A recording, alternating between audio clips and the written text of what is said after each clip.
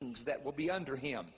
And because the prophets of the Bible saw empires forming in the last days and world leaders over them, many people want to know about America.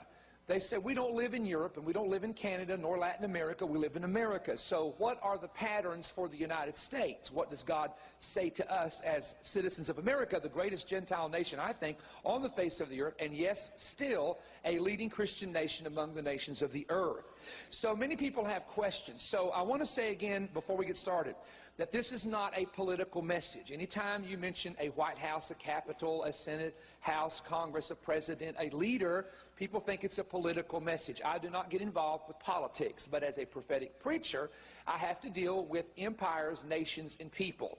So please understand that even in the title of this message, that's what we're dealing with today. There are three monotheistic religions. That word monotheistic simply means they believe there is one God. Those religions all have predictions for the future. They are the religion of the devout Jews called Judaism, the religion of Islam, the Muslims, and the religion of Christianity. The Christians believe, if you are a devout Christian, there are 66 books in the Bible.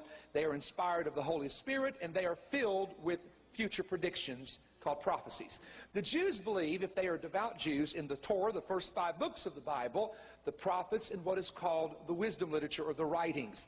Many Orthodox Jews, of course, would never accept the New Testament. Many devout Jews would never accept the New Testament, but they do accept what we would consider to be much of the Old Testament. Now, in Islam, they believe in what's called the Quran. The Quran was not written by Muhammad, their founder. It was written by people after Muhammad that had written down his words and his sayings, perhaps on a leaf, a parchment, or a piece of bone. Then it was compiled together in what was called the Quran. The Quran, however, does talk about the 4 Gospels. It talks about the Torah. It talks about the Psalms. The difference is that Muslims believe that Jews and Christians altered the Bible. In other words, they teach Ishmael was offered by Abraham, not on Mount Moriah in Jerusalem necessarily, but at the Kaaba, the Black Stone in Saudi Arabia. They have altered certain things. Abraham goes through a fiery furnace. And of course, when you really study Islam out in detail, you will discover that there were numerous stories in the 3rd, 4th, and 5th century that Muhammad apparently heard people talk about that were kind of mixed up and incorporated in some of his stories. Now, when you ask a Muslim, that's not what history or the Bible says. What they will say is Jews and Christians changed history and changed the Bible. The Quran has the actual fact. So it's a little difficult to witness to them based on just their book versus the other scriptures. Now, having said that, all 3 of these religions trace their roots to Abraham. All 3 believe in the Torah and the prophets, although, again, Muslims believe Jews and Christians have changed portions of the Bible. All 3 believe in the last days and believe there are certain signs that accompany the last days. All 3 of these religions believe there's one person that is a Savior-type person. To the Jews, he's called Mashiach or Messiah. To the Christians, he would be Christ, Jesus, our Lord. To Islam, it begins with a man called the Mahdi. You've heard me talk about that, the awaited one. All 3 of these religions believe that Jerusalem is the key and that their leader or their Messiah will one day bring forth a kingdom in the Middle East, specifically in the area of Jerusalem, and will unite people around that particular belief. So to the Christians, we say Christ is coming back and the world will be united around him. To the Muslims, it will be the Mahdi, Isa, which is Jesus, and Muhammad, but Jesus will convert the world to Islam. So in other words, it's interesting, they all 3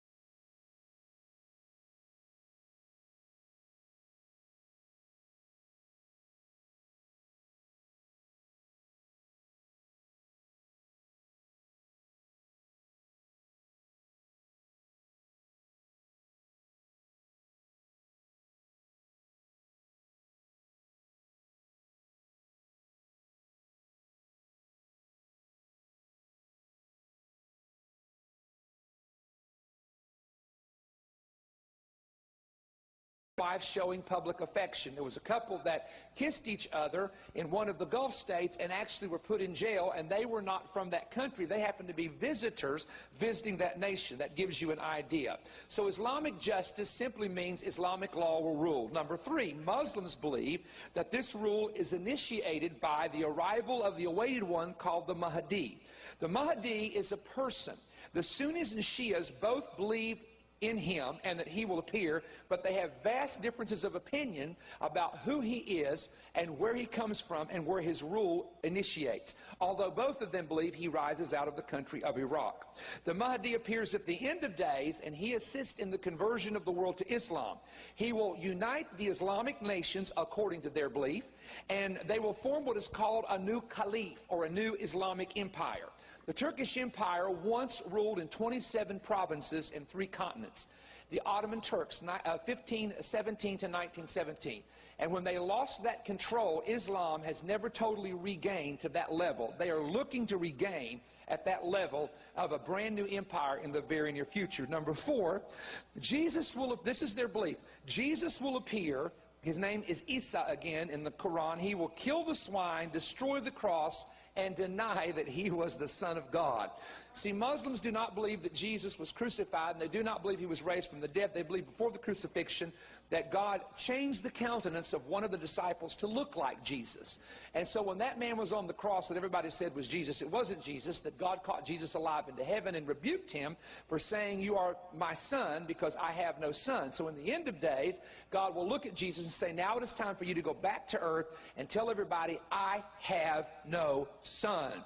I'm of the opinion that the false prophet of Revelation chapter 13 verse 11 that builds an image that speaks and lives, that helps initiate the mark of the beast, that causes all people to worship that image, will be the Isa of Islam. That he will be the person that they accept as Isa or Jesus, but someone said, well, how will they accept him when there's no crucifixion marks in Jesus' hand? Because they don't need crucifixion marks. There would be no crucifixion marks on the Islamic Jesus. That's how we'll know when the real Jesus comes, because if you read the Old Testament, the prophet said, they will say to him, "Where did you get those wounds?" And he will say, "I got them in the house of my friends." That's how we'll know when the real Jesus comes. Now, the other part of this, which is interesting, is Islam does believe that in the last days there's a Dajjal coming. And the Dajjal is a type of Antichrist. In fact, they have a teaching of 2 men that are Dajjals. And they will appear in Israel for a period of time and deceive people. But their Mahdi will come and kill those 2 men. Now, if you know anything about the Bible, there are 2 Jewish witnesses that come. We believe one is Enoch, one is Elijah. Some say Moses and Elijah. And in Revelation chapter 11, the 2 witnesses will come. 42 months they'll preach, and they will be killed by the beast that rises up out of the pit. So once again, Islam is actually teaching things that many of them I know have no idea, that are alluded to in the Bible, but not in the way they're teaching it. It's like God knew through John to reveal to John what was going to happen. And I think those 2 witnesses will be 2 witnesses to the Jews, but will be 2 Dajjals to the Muslims. And so when the Antichrist kills them and raises up as the final Mahdi, they will accept him even easier after the death of these 2 men. Now, having said that, number 5, Islam will eventually rule the United States of America. There's a plan called the 100-year plan that started in the year 2000, and it goes for the next 100 years to the year 2100. Now, we are now at the time of this message in the year 2010. But let me just share with you some things that are happening that really are troubling in line with this thought. The city of Detroit. The city of Detroit, in Detroit, Michigan, is one of the hardest hit unemployment cities in the United States. The economy is in shambles. 30% are unemployed, and 50%, and some say it's as high as 50%. There are others that say those that have quit seeking jobs, maybe 50%. Houses, businesses, and buildings are closed. Now, what has happened in Detroit is very interesting, and I asked if this was true, and I had a friend from Northern Ohio say it really is true, that the city is allowing individuals to buy these dilapidated homes for $1. All you do is give the city $1, and then you pay taxes and the property tax, which is what the city needs, and you can get the home. The thing is, the Muslims are buying the homes up by the hundreds and the hundreds and the hundreds, meaning when the economy recovers, they'll have whole entire neighborhoods that are entirely Muslim neighborhoods. Dearborn, Michigan is an Islamic city. It's mostly Arab. There are Arab Christians, by the way, that live there, but it is just about being taken over by the Islamic religion. So Michigan is one of those states. Someone said, why? Because Michigan borders Canada. There's a whole connection here to why Michigan would be one of the cities. And number two, in the car industry years ago, a lot of the people from the Middle East moved to work in the car industry. So there's several reasons why it has been that way. So one of the things that is interesting as we relate to Islam controlling America one day, or ruling it, or having a president and a House and Senate that is Islamic, has to do with the Nation of Islam. The Nation of Islam is it's actually the African American or the black organization headed up by Louis Farrakhan, and there are thousands and thousands of men, African American men, who are involved in the Nation of Islam who consider themselves to be Muslim. When and I think I can go ahead and share this now, but when Michael Jackson thought that he would go to prison, there was a meeting that he had, and Louis Farrakhan sent him a message. He said, Michael, if you will convert to Islam and make it known, we own the prisons in America. And I will ensure to you that you will never be raped by anybody, because your Muslim brothers will protect you and defend you in prison. And I thought it was interesting that he said, we own the prisons, because I do a lot of work with prisoners, and they will tell you that Islam among the black men in the prison is very, very high. A lot of them are Christians, and they go in and they convert to Islam because of protection or the brotherhood. Let me just tell you one reason a prisoner told me. He said, they teach us in prison that there will be a Muslim president one day, and anybody that's a Muslim in prison will be released when the president releases all Muslims out of jail. And he said that's another reason. He said the second reason is we can have up to 5 wives, meaning we can fornicate with whoever we want to. Come on, I'm preaching now. So that, I think, inspires some of these individuals to go the way they do. Islamic prophecies. Now, let's talk about this for a moment. We're going to share something with you. Islamic prophecies come from two main sources, the Quran and what is called the Hadith. The Hadith is the sayings of Muhammad that people heard him say. It reads like this: and I heard the prophet, blessed be his memory, say this. I saw the prophet, blessed be his memory, do that. That's the Hadith. The Quran is where Muhammad would say, and the angel appeared to me and said this, or he wrote directly something or said something directly. Both of these contain prophecies. A third source, which is not recognized among Sunnis, but can be recognized among Shia Muslims, is sermons that had been preached hundreds of years ago that have predictions in them. Please keep that in mind. Now, what is interesting is the Islamic prophecies often deal with war in the last days, war involving Iraq, war involving the Persians, war involving Syria, war involving the West, which I think is extremely interesting. Now, let me share with you a hadith. One of the hadiths reads like this. We were sitting in the company of Jabir bin Abdullah when he said, quote, soon the people of Iraq will have neither any food, grain, nor any money. We asked, why would such a thing happen? He replied, because of the non-Arabs, meaning they will prevent food from going into Iraq in the form of sanctions. And this is an interpretation of this. Soon the people of Sha'am, Syria, will neither receive any money or grain. We asked why this would happen. He said, because of Romans. He said, because of the Romans, which in the Quran, or the Hadith, I should say the Hadith, the Romans are Christians. Anytime you hear the word Romans mentioned, it's not Roman Empire, because the Roman Empire, by the time Muhammad came, had already deteriorated. It means Christians. And it would mean Roman Catholic / in other words, that's why the word Roman is being used. All right, the Hadiths are, the Hadiths and these messages or sermons we mentioned can be a part of the Shia branch of Islam. In other words, what I want to look at here is some Shia predictions and some Shia prophecies. And remember, Ahmadinejad, that's the branch that he is from. Keep that in mind. Iran, in fact, is about 97 to 98% Shia Muslim. And by the way, the Sunnis and the Shias have not really got along all the way back in the time after the death of Muhammad. They've actually been fighting off and on pretty steady for that entire time. Now, the first thing I want to share with you has to do with the Islamic calendar. Not our calendar, not a Jewish calendar, but the Islamic calendar. So this is where the story begins. The Islamic calendar has 12 months and 7 days a week, with Ramadan being the most sacred month. This is the month, they believe, when Gabriel brought the Quran and the teachings in the Quran to Muhammad. It operates on a 354 or a 355 days being a year, and it is a lunar calendar and not the solid solar calendar that what we call the Gregorian calendar that we use, which is 365 days a year. They celebrate 16 holy days on their calendar in the entire year. The calendar, now this is important, you can't miss this. The calendar began in 622 AD. The Christian calendar starts at 0, and you've got what's called BC, before Christ, you got AD, and we know that actually the simplest way of saying is after Christ. Anytime you see AD, you mean it's after the birth of Christ. That's how we operate our Gregorian calendar. However, the Muslims start with the Hajj, or they start with an important event in Muhammad's life in 622 AD. So 623 is the year 1. 624 is the year 2. 625 is the year 3. You see what I'm saying?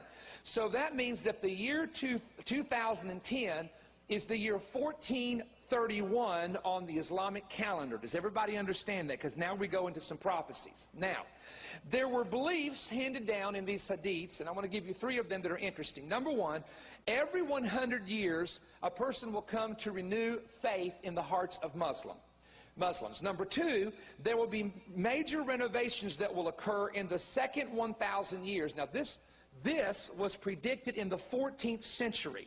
And so the second 1,000 years, if you go at 622, you got to go to 1622 to make it 1,000 years. So they're saying in that second half, there'll be many renovations that will take place. Number 3, now this is the part we're going to get into. There were predictions for the year 1400 on the Islamic calendar. And 1400 in our calendar is 1979. Now I want you to hold that thought for just a moment. There was a man by the name of Bed Uzimin, and I had Charlie call our friend in Israel, Joseph. A lot of you know him.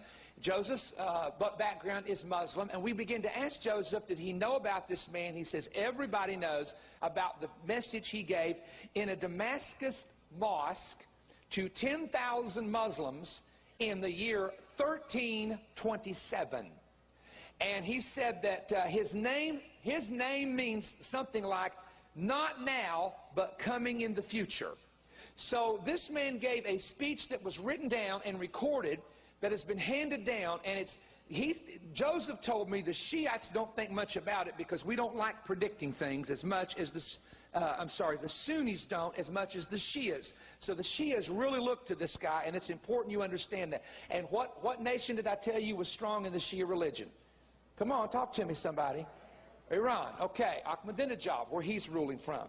Now, it is interesting that there are writings in the Hadith and also messages that were preached that the Mahdi would come after 1,400 years of the blessed period. Those who knew Muhammad even gave predictions about the 1400th year of Islam. Their calendar began in 622 AD, and this would mean they expected big things for 1979 to 1980. See, some of you have no idea where I'm about to go with this, but I do. So Muslims for years, hundreds of years, kept their eye on what would be the 1400th year, or on our calendar would be the year 1979. In an address, a sermon in Damascus, in the mosque in 1371, it was predicted that the Mahdi would silence unbelievers using science and civilization, and Islam would suddenly become superior to all other religions in the year 1421, which happens to be the year 2001 on our calendar. Maybe you've not put this together yet, but there was a man by the name of bin Laden, Osama bin Laden, who was living in a cave, who was hiding in a cave. Oddly enough, one of the teachings of the Mahdi is hiding in a cave. And you can't touch him or kill him because he's protected by God, by Allah. And Muhammad predicted the Mahdi, and the Hadith predicts the Mahdi appearing, and all of a sudden, one of their teachings from this 1371 message is, look out for the year 1421, because when 1421 comes, the Mahdi will begin to appear. How odd that in 2001, bin Laden, who declared himself to his followers secretly as the Mahdi, decides to attack the West on September the 11th, 2001, bringing down the Twin Towers, attacking the Pentagon, and causing a war in terror, you hear me, that the West is still involved in. Why did they pick that year? Why did they say this is the year? I'm telling you, because those who believe in apocalyptic Islam, including this man Ahmadinejad, believe that they play a role in helping to fulfill prophecy. Interestingly enough, in 1371, Bed-Uzzaman predicted, quote, the sun will begin to rise at that time. He likened the sun to the rising of the prevalence of Islam's moral values to the world. There will be an initial redness of the sun in 1421, 2001, followed by a second enlightenment, and it would happen according to their calendar at the beginning of these years, 1981 through 1991. Now remember, the World Trade Center was then attacked in 1993 by a blind sheik and his followers. Here is a quote.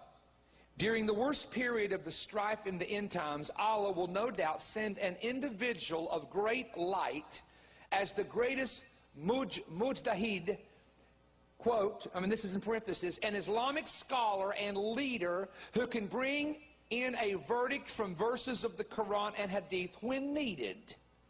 A judge and a Mahdi. He will raise up leaders who will protect Islam at this time. The sun and light are themes that developed concerning the last day leaders who will rise in Islam. Please understand that. Don't miss that point. This man in 1327 taught that in 1400 years, or the 1400th year on the Islamic calendar, that there would be leaders that would rise, including the soon appearance of the Mahdi. I call it the theory of self-fulfilling prophecies. Now, what many of you have not put together yet, and I didn't expect you to, is what happened in the Islamic world on the 1400th year, which is 1979 and 1980. Shall we take a look at what happened those years? Number one, in 1979, there was a prediction there would be 4 peace treaties, and one would be made with the sons of Aaron, which were the Jews. The 4th one would be made between Egypt and Israel, and ladies and gentlemen, that was made in 1979. Why did Egypt make peace with Israel in 1979? Because there was a prediction that it would happen hundreds of years before, perhaps. The Islamic Revolution took place in Iran. The Shah was disposed, and the fanatics took over, and a man by the name of Ayatollah Khomeini, who again tried to poise himself as the expected Mahdi, came to power in 1979, the 1400th year on the Islamic calendar. In 1979, there was a battle in Mecca.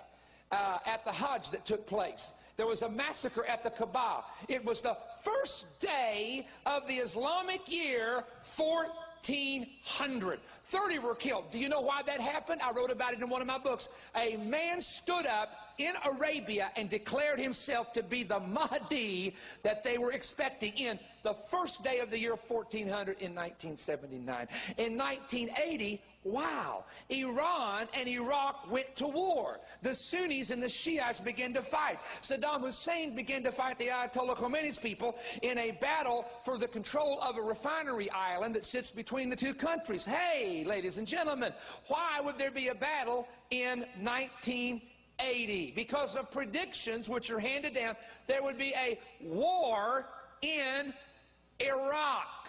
Is anybody listening to what I'm saying? 1981. Oh, it was predicted in these sermons. The king of Egypt will be killed somewhere following 1400. In 1981, the Islamic Brotherhood assassinated in a parade Anwar Sadat, who had made the 4th treaty, the treaty between Egypt and the Jews. Oh, I hope you're hearing me. Now, the point I wish to make is this. Why suddenly, and you can trace it back, you study it, why suddenly in 1979 in the country of Iran, the Shia Muslim, why did the Muslims have an overthrow? Why did the fanatics take power? Why did those who believe the strongest in the Mahdi come to authority and have remained in authority to this day? Because I'm telling you, they are basing what they are doing on what I call Islamic apocalyptic prophecies. This is something the West does not understand. We understand our Bible prophecies, and we look at it this way. Well, the Lord's going to do it when he wants to do it. Jesus will come back when he's ready to come back. Sure, Israel was a nation. Hallelujah. That's a fulfillment of prophecy. But these individuals, some of them, including Ahmadinejad, has believed he must do certain things in order to make the predictions come to pass and be a part of Islamic history in introducing the final man. Oh, here's another prophecy they had. Quote, before the hour comes. That means the hour, the very last days, there will be a dusty and smoky tribulation like patches of dark light. When the towers fell, and I went back to Israel, and that smoke was stirring. This is what they told me. Muslims said, we grew up as kids hearing that when you see big buildings fall, and when you see smoke and dust, it is a sign of the last days. They predicted this in their prophecies. Quote, the people of Iraq will be divided into 3 groups. One part will join the looters. One group will flee and their families be left behind, and another group will fight and kill. Prepare yourself for doomsday when you see this. This is not a recent prediction. We're going back hundreds of years. Guess what? The United States government, this actually happened under Bush 1. Herbert Walker Bush. When they were going in there was a plan to divide Baghdad in half. It was called Desert Sword. And they were going to put 3 divisions. The Shias to the south, Sunnis in the middle, and Kurds to the north. That plan has still been discussed on the drawing board because there are 3 different ethnic ideas, ethnic beliefs, prophetic beliefs, and they figure if you put them all in their little groups, they'll all get along a lot better. Hey, folks, do you understand that this is what happened? There was a group of looters, there was a group of people fleeing, and there was a group, oh, by the way, headed up by Muqtada al-Sadr, the head of the Mahdi army, that fought the U.S. troops, put explosives out, tried to kill as many as they could to run the U.S. troops out. So what I'm saying is, as we go to war, you have another man connected to the Shia religion with his black turban on. By the way, that's in Islamic prophecy too. And he is telling people we must rise up. Why do you tell people to rise up? Because they know their teachings.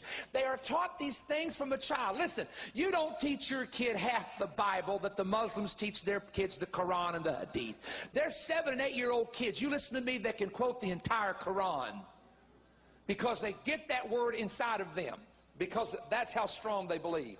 By the way, the latest prediction is the economic crisis will end in 2014. Wonder why? Let me tell you how Islam's going to take over the world one day prophetically. Let me tell you how the Antichrist will be linked to that religion, and let me tell you why it will work. It's one word. It's called interest. They call it something else. We call it in the Bible interest. Interest has killed us. We print money in the United States with the Federal Reserve, and we owe them $2 trillion in interest. What a scam and a sham. But did you know in the Islamic religion, you cannot charge a fellow Muslim interest rates. If you're going to help build him a house, he has to give you a collateral if it fails, but you can't charge him 1%, 2 or 3. How many people in Europe do you think would be willing to sell their soul or convert from what they are to survive economically when you've got one system that says 7.5% and another system that has trillions of dollars in oil money that says you come with us, no interest? I'm going to tell you, I know people, I know politicians in Washington that would sell their mama out. I'm serious. This is what I believe is possible, how some of these things could happen. Now, the year 2008, is everybody hearing this now? I want to make sure. Are you with me? Raise your hand. All right, that's everyone. The year 2008 to 2011 is significant because 2011 we're 2010, 2011 is the year 1431 on the Islamic calendar. Why is that interesting? Because there was a prediction made that there would be a year of victory of moral values and a year of the Quran that adds up to our year 2008. It was predicted that in 30 to 40 years after the year 1981, now and again, I'm using their number on their calendar and translating it to our year, so to make it simple, a world leader would come. This would be, again, on our calendar between the year 2001 to 2011. This new leader would help unite Islam, form an Islamic union, help introduce the Mahdi, and would be called the Uniter. Y'all know where I'm going? Now, all of these predictions I just named about the year 1400, a king dying, this happening, they can be self-fulfilling, because actually if you predict the king can die, somebody can go take the king out, which we understand happened with a man that was a peacemaker by the name of Anwar Sadat. However, the question I want to ask is this: how do Muslims view the 44th President of the United States? How do they view him? How do they look at him? What are they saying behind the scenes about him? And is there a significance to President Obama's background of how he would view the Middle East? Would he, for example, be so pro-Islamic that he would not be pro-Israel? Would he somehow favor Islamic nations above the Jewish state because of his raising, his background, and the people that he associated with? Let's take a journey. This is all public knowledge.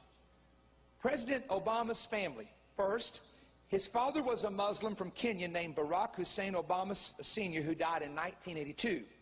His stepfather was a Muslim by the name of Lolo Soterio, and I don't have the year that he died, but he passed away. Number three, his grandfather was a Muslim, Hussein Onyango Obama. He died in 1979. Interesting. Obama's name was Barry Soetoro, and he changed his name to Barack Hussein Obama after his father's name when he was in college. He attended school in Indonesia as a child, which is the largest Islamic nation in the world. He spent several years and did studies in the Quran, according even to his book, Dreams of My Fathers. His parental step-grandmother is a Muslim, Sarah Hussein Obama. His brother Roy chose Islam over Christianity, and in the book he talks about how proud he was of Roy. In 1992, Roy was married. Roy had studied after Malcolm X. He is linked to the Black Nation of Islam and now lives in Chicago. As Obama said in his own speeches, by his own words, most of his family is Muslim. Now, having said that, the strong Islamic connections. There is a fellow student who knew Obama when he was called Barry in Indonesia attending school. In 2007, a classmate named Ronnie Amaris, now a bank manager in Jakarta, Indonesia, Ronnie had a picture taken with the young Obama, and he said that Barry, that's how we knew him then, was a devout Muslim. And they played together. Obama prayed in the neighbor's prayer room wearing a sarong. That's a special prayer robe, Islamic prayer robe. Ronnie said Obama at one point had to change his religion if he ever intended later to run for the office of President of the United States, because Americans would never elect a Muslim to be President of the United States. Now, that's a friend of his talking who knew him as a young boy in school. The Indonesian school he attended is Francis Assisi. He was number 205, named Barry Soetoro. Of course, it had his father's step name on the paper. In fact, his stepfather was a citizen of Indonesia and registered on the paper, and this is the parents doing this. Please understand this. I'm not going to make any issue out of this, but he was registered as a Muslim when he entered the school. that's interesting because that's a Catholic school. And in Bethlehem, Israel, there are Muslims and Catholics that go to the same school, or Christians and Muslims that go to the same school. But they allow them to register as either a Muslim or a Christian. So in other words, if his family, in fact, he even wrote one time about his family being religious and so on, but yet there's no indication of that, they did register him under an Islamic name. Now, that's one thing, but it gets deeper when you get to the college records. Let me look at some of the close friends of Obama. College at Occidental. He had a freshman roommate named Ahmed Hussein from Pakistan, who's now a Boston banker. He had another friend as a freshman, Wahid Hamid, who was from a wealthy Pakistani family. By the way, both of these men were Muslim. They traveled together to Pakistan after graduation and stayed for a period of time with Muhammad Hassan Khandu, who is now his family, I should say, the family of this man. And this man, Muhammad Hassan, is now the vice president of PepsiCo in New York City. In other words, he was close friends and roommates with several Pakistanis whose families were very, very, very wealthy Muslims. He also had a friend by the name of Sohail Siddiqui from Pakistan. In Dreams of My Fathers, Obama wrote that Siddiqui smoked marijuana, snorted cocaine, and liked to party. He was Obama's roommate at Columbia University. Now, but Siddiqui was not a student at the time, and they think he lived off campus. In fact, you can't even hardly get information on this because everything's been locked up. During the campaign, two of these men helped raise $100,000 and $200,000 among their Muslim contacts. It didn't make news, but I know this as a truth, that he was receiving $25 overseas from the Gaza Strip that was being funneled into a company in America and through individuals who were giving it. So there was a real question. I talked to someone who was an insider to one of the campaigns who said it really is true. There's unaccounted for money coming outside, which, how many of you know that's illegal? No presidential campaign can take outside money. And I know probably they've all done it at some point, to be honest with you, and it didn't get caught. Or they wiggled around it somehow. I hope that didn't happen, but who knows. But anyway, this is some of the information that came out. Number two, please keep in mind that South Chicago, where he is from, is a very heavy stronghold for Nation of Islam. You cannot win a political position of any kind in South Chicago without the thousands and thousands of individuals who are headed up by Louis Farrakhan and the Nation of Islam. Now, I want to show you something. I want to stop there and say, now, if you had been raised in an Islamic school and had Islamic stepfather and grandparents, and you had college friends who were Muslim, there's no way you can tell me you can't be influenced by the fact that they don't like the Jews. They don't like Israel. They don't think the Jews have a right to the land. And you hear this from the time you're a child to your teens through college, which are the time periods anybody will tell you that are the most significant in the life of a child. So consider that, and let's go from there forward in time.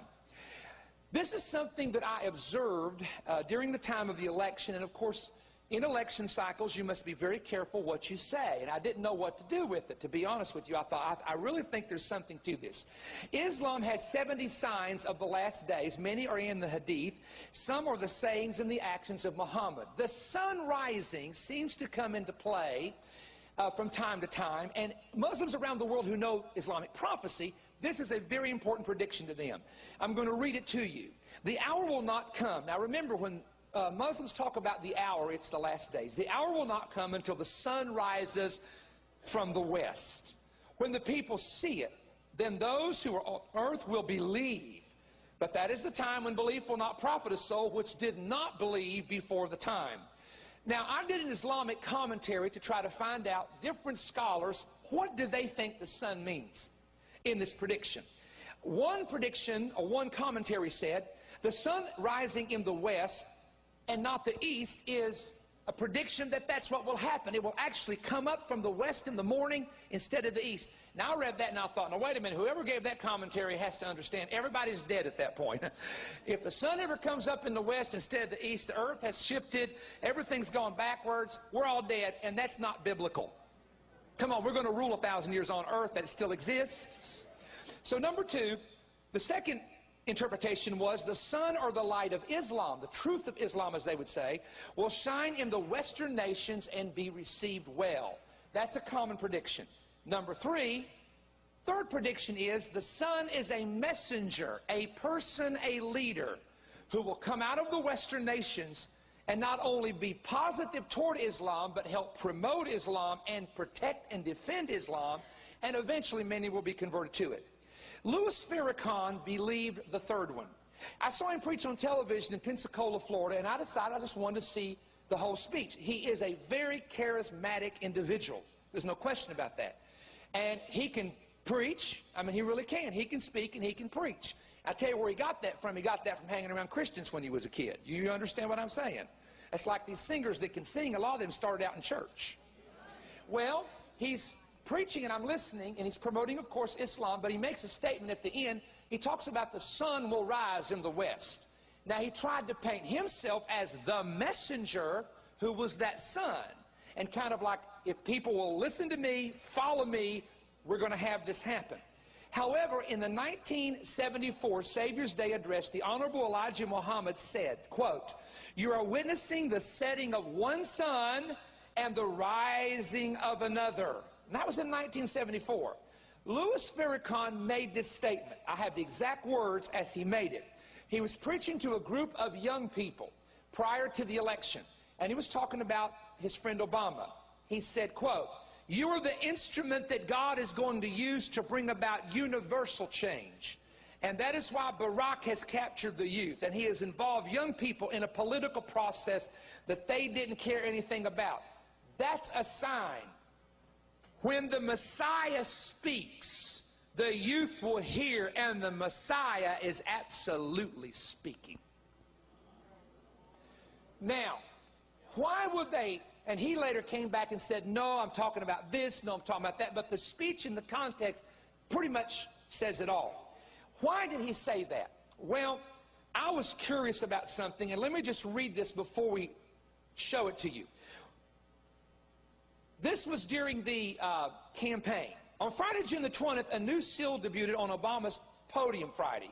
Using iconography instead of the U.S. presidential seal. In other words, it was a replacement of the U.S. presidential seal. The blue background, the eagle clutching the arrows on the left, the olive branch on the right, but the symbolism is different. Instead of the Latin e pluribus unum, out of many one, Obama's version reads verso possumus, rough Latin for yes, we can. Instead of the seal of the President of the United States, Obama's website address is listed. Obama's eagle is wearing an O campaign logo with a sun rising, representing hope. The seal that you see on many people's bumper stickers, the seal that you see is the sun rising. This seal, I tried to trace back where it was made. It's my understanding it was made in Chicago. It also is my understanding from people in, political positions that there were several key Muslims working for the campaign. Now, I'm going to say something to you. Honestly, from a total political perspective, that's a genius idea. Let me explain to you why.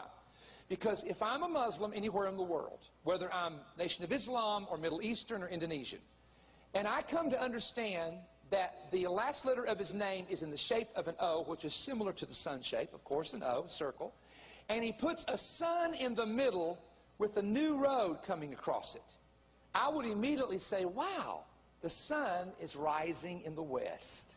Now again, most Americans, they don't care. They say it's just a symbol. You're reading too much into it, but you must understand the power of symbolism. If I were to show you a swastika and walk around with a flag, you would be repulsed and want to throw me out of here. Symbolism is significant. It really is. You may say it's not, but it is. So I saw that, and I knew the prophecy of the sun rising, but you can't say a lot about it during that time. And I think that it could be, and I'm going to say could be, a cryptic type of message to the Islamic world that I will stand with you. You have someone who is going to stand with you and stand behind you and not be negative or create wars in your countries. What became interesting is another seal suddenly appeared in 2010. The new logo for the missile system in the United States. A government emblem. The new Missile Defense Agency logo is very similar, oddly enough, to the Obama campaign logo. You have what almost looks like an O with the same three stripes, instead of going downward, now going upward. Now, their job is to test missiles that defend the United States and its allies. But what is interesting is it doesn't really look like a sun. It almost looks like a crescent. Well, that's odd, because the crescent is the emblem of Turkey, where he made a great speech, including a speech about Islam. And also, that crescent is the universal emblem of Islam. The crescent is on top of every mosque. And I also think it's interesting when you understand that the moon is connected to the crescent. And in the Bible, you have a great war in heaven, Revelation chapter 12, and you also have the symbols of the sun and the moon there used in the symbolism of the Bible. Now, I can't say whether that be a conspiracy, because I told you the other day I don't believe a lot in conspiracy. I believe in cover-ups, and I also believe that there are things that people know they're doing for ulterior reasons, maybe cryptic reasons, to be read a certain way, and I'm only saying this could be one of them. To show you how the Islamic world feels about our president, June of 2009, in a visit to Cairo, they made a special plaque in honoring the president, which simply says, Obama, the new king, Tutankhamun, which is the long name for King Tut. And they see him as the new king of the world. It's also interesting, I don't know if you saw this, but they had made skirts, they had made ceramics that says, Obaman Kamon, which refers back to this great young king that one time was a pharaoh, but was a leader in the country of Egypt.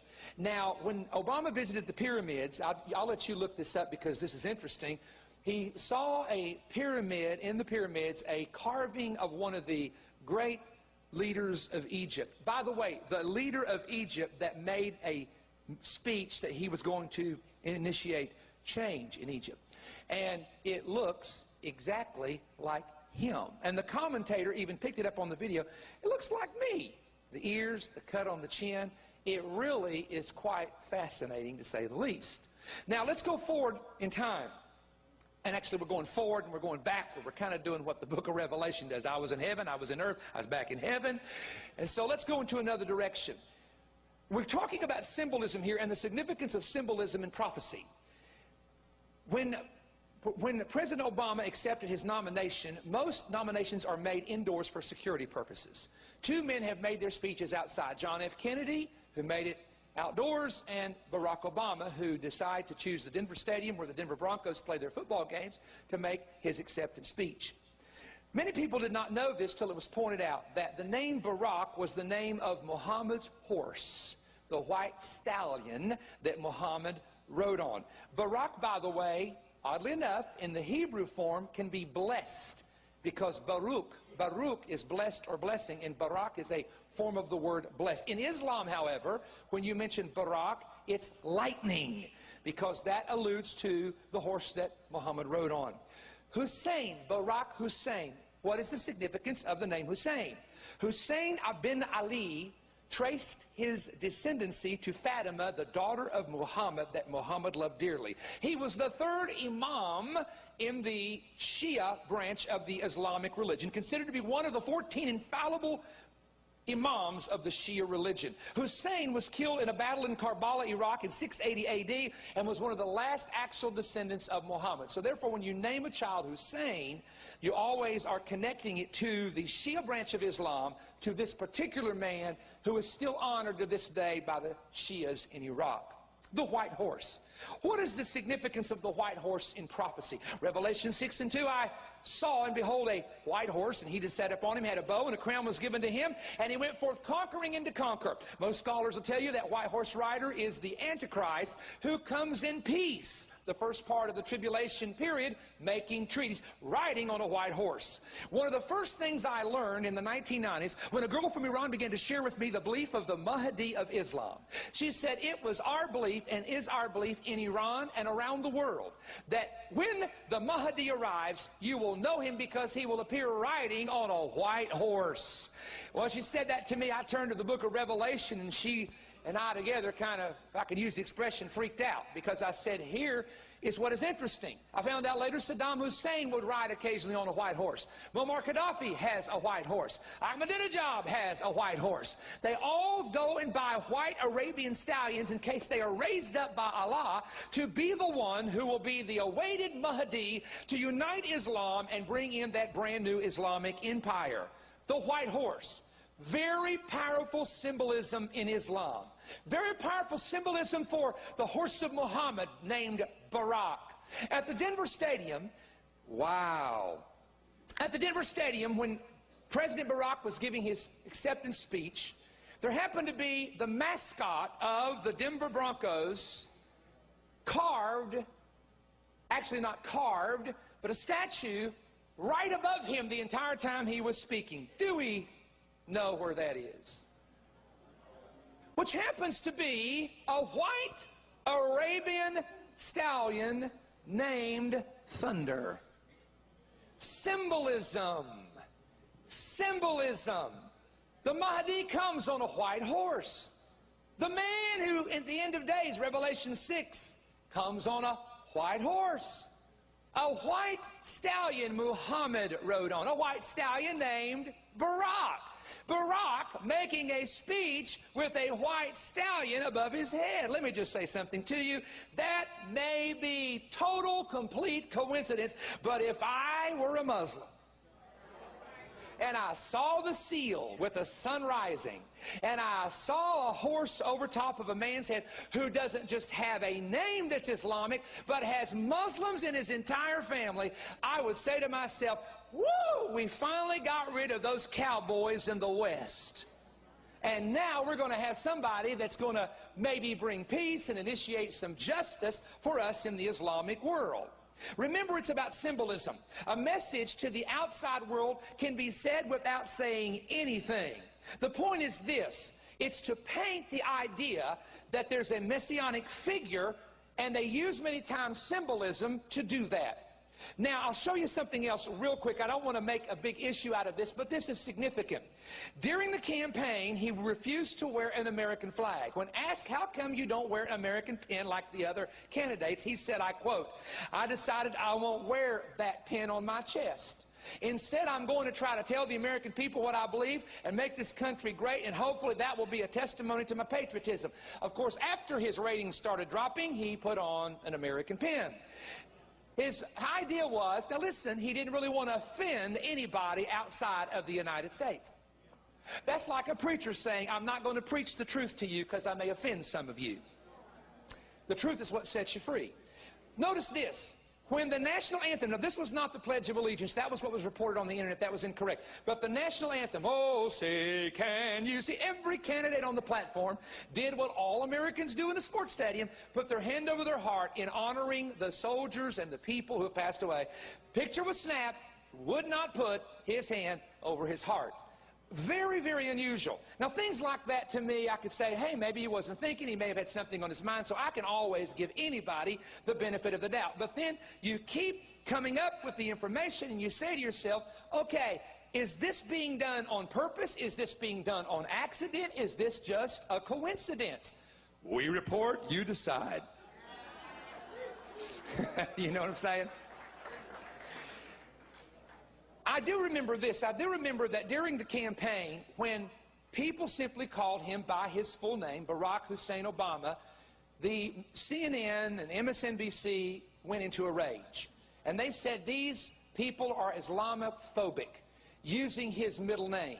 And he literally would not use his middle name or emphasize his middle name during the entire campaign. Interestingly enough, on his interview with Arabic television, in his interview and speeches in Turkey, and his appearance in Egypt, he is proudly introduced as Barack Hussein Obama.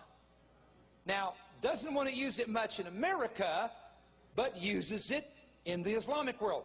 From a political perspective, honestly, great idea. Brings the crowd in with you. Makes you feel like you're with them and they're with you. Politically, great idea. But I don't like double standards. If you're going to say your name their way, use it as president. Don't be hesitant to use it in America, because there's nothing wrong with the man's name. Barack is in the Bible, folks. There was a man named Barack that was there's nothing wrong with his name, but it makes you begin to think, why won't you do it here? Well, you'll do it there. And the answer would be because of 9/11 and the war on terror, there would be people that would be a little bit cringe when we're fighting a Saddam Hussein, or we have people in Pakistan with that name who want us dead. It just does create... Can I give you the comparison? Oh, I better not do this. Somebody's going to really criticize me if I say this. But never mind. No, I'm really going to leave that alone. That's not wise. Number two, statements that he made in Turkey. He made the statement, we are not at war with Islam, nor ever will be. Now, while that's true, we are at war with Islamic fanatics. Folks, everybody were fighting in Pakistan, and everybody were fighting in Iran, and the guy that tried to blow up the car in New York, they were not Baptist. Nor were they Presbyterian, nor were they Catholic, nor were they Buddhist, and nor were they Hindu. In case Washington has not noticed, let me put them on notice. Everybody we're killing in these countries that want us dead are Islamic fanatics.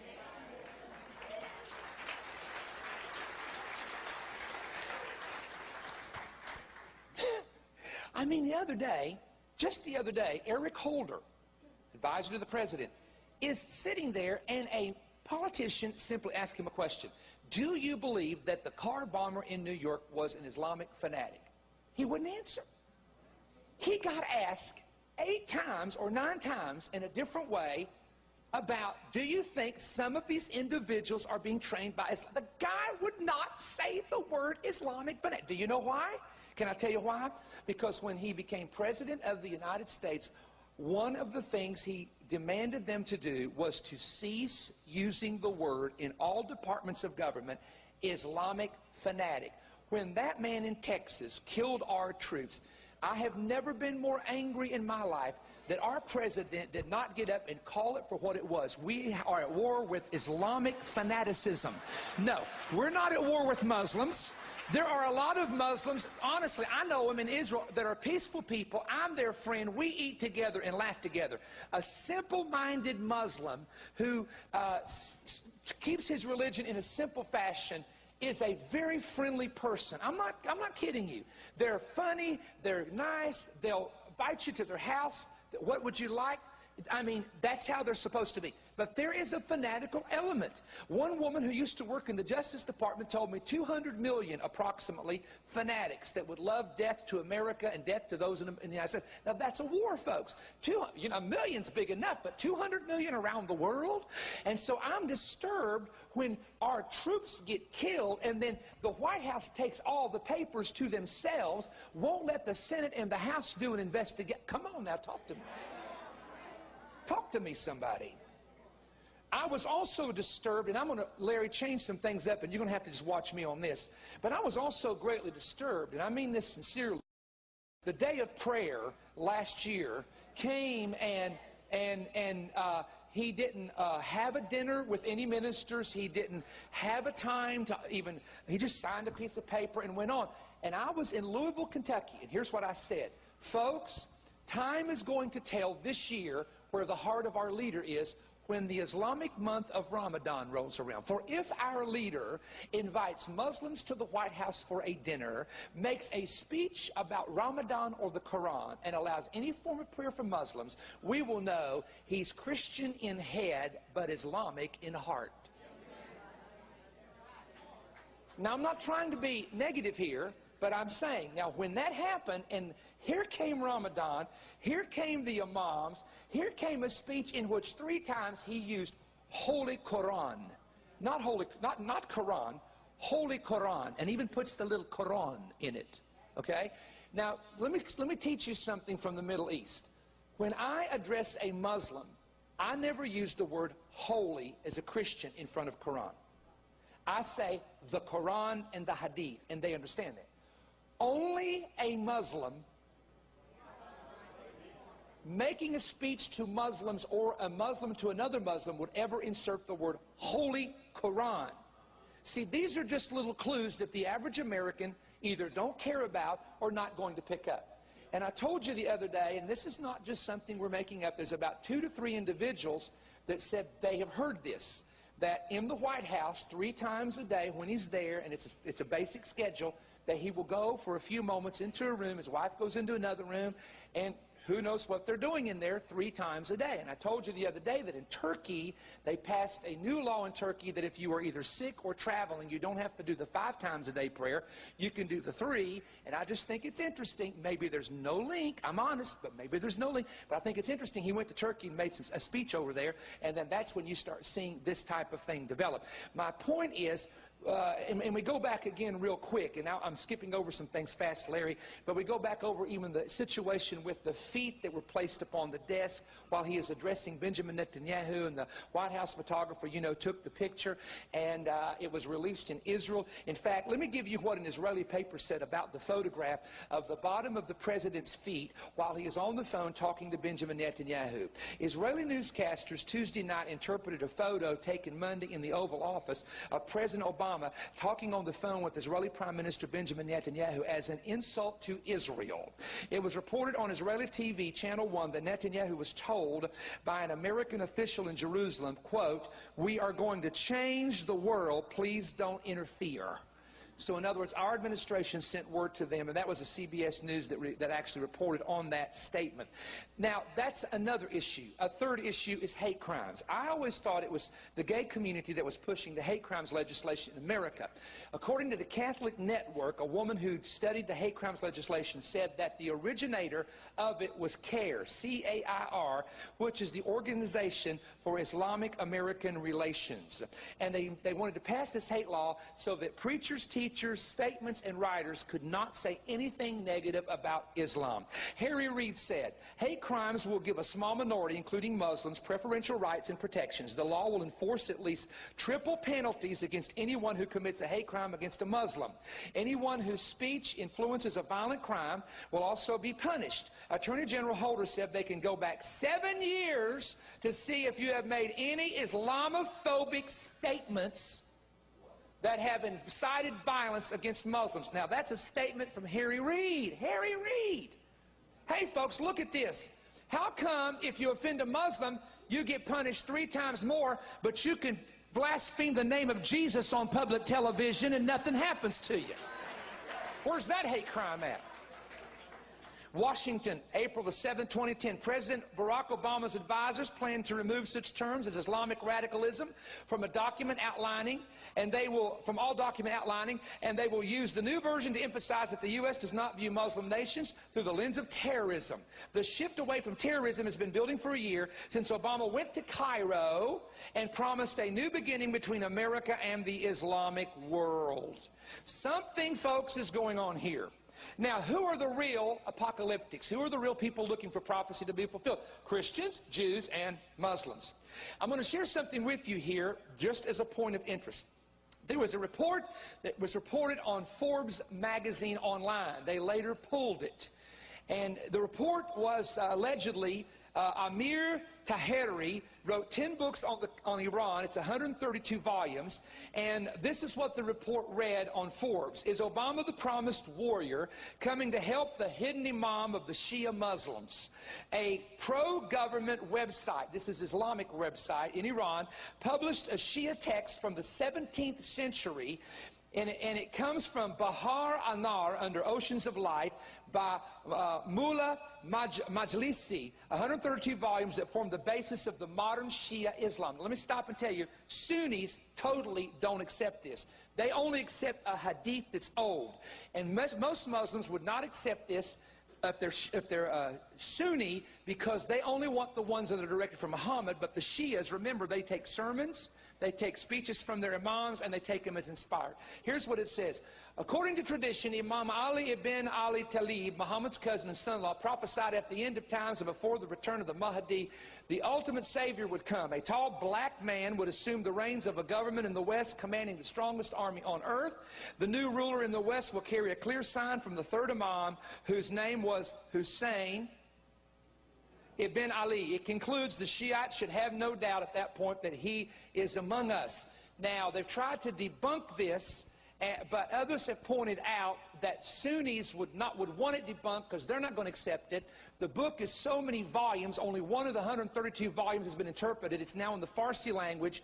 But if the government did report this, then could it be, and I'm only asking, could it be why Iran is building a nuclear arsenal, has biological and chemical weapons, and we're doing nothing about it? Maybe. I cannot answer it for certain, but is it perhaps possible that that is what is taking place?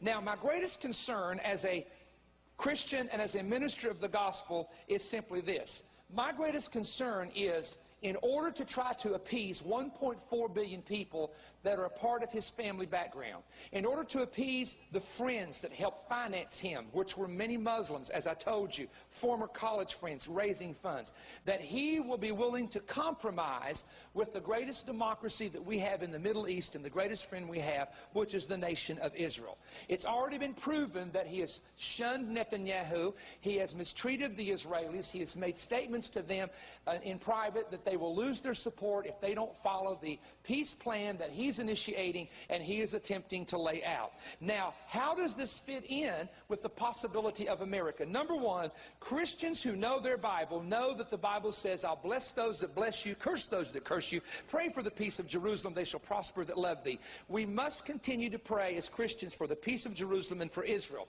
Number two, please understand that prophetically America has to go on a decline as an empire.